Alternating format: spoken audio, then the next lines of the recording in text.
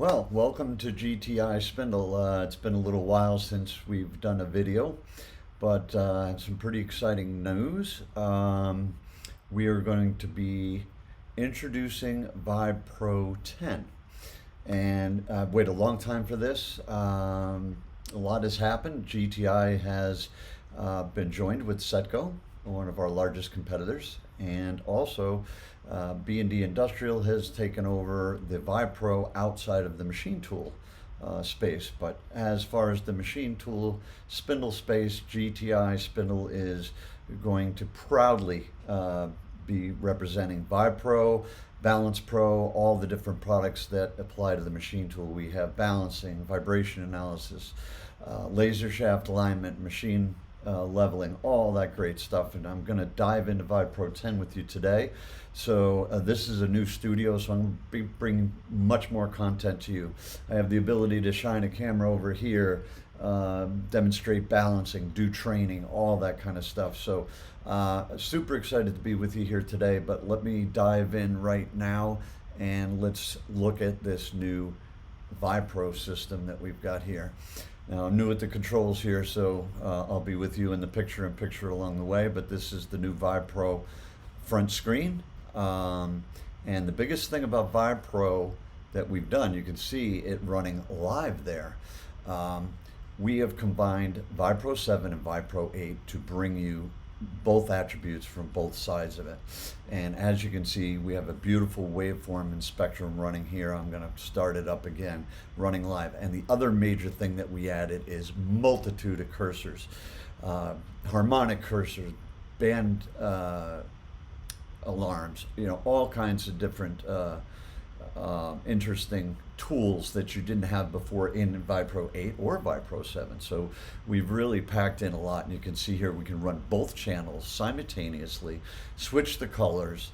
I can do a time waveform and a polar plot and the spectrum all on one screen, or I can look at the whole time waveform, as you can see here, without anything else distracting me, or I can look at just the FFT.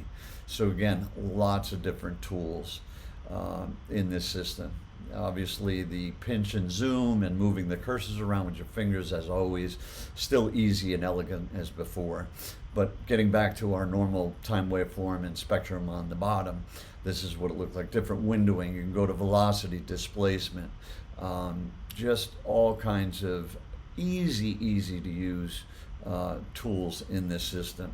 We've got time waveform markers as well, you just saw that popped up, which are also useful for diagnostics and all that. And then we've got the sideband markers, which we've all been waiting for.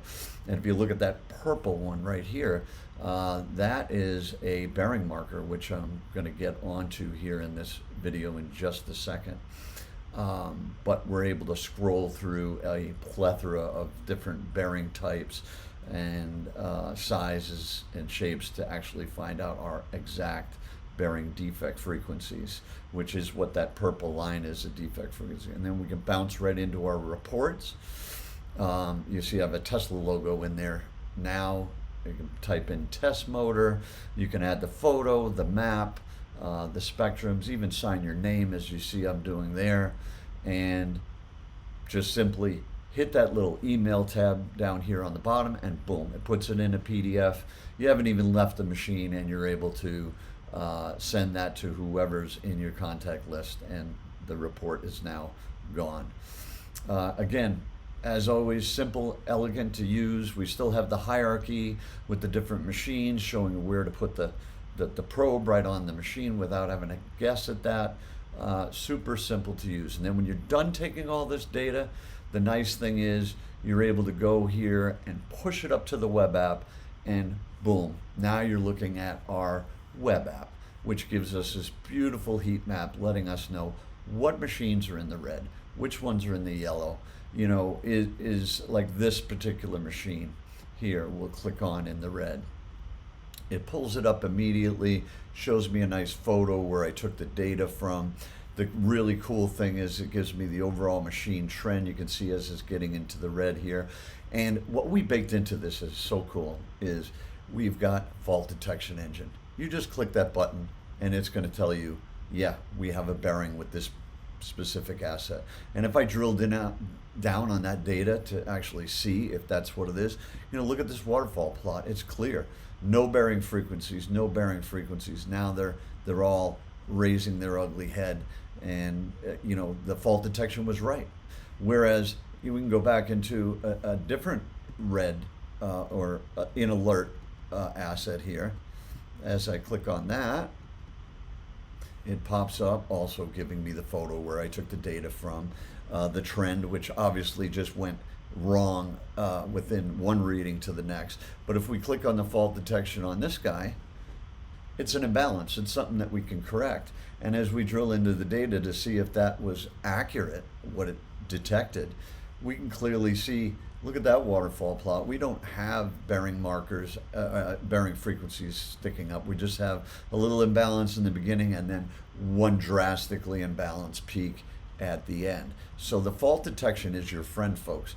You can take this data, simply do your plant reports, drill into that, hit that fault detection button, and it's going to tell you exactly what is wrong with that asset without you having to learn vibration yourself, although it will teach you over time to learn vibration, because as the fault detection engine tells you what's wrong, it's going to make you a better analyst and be able to detect what your asset issues are at any given time.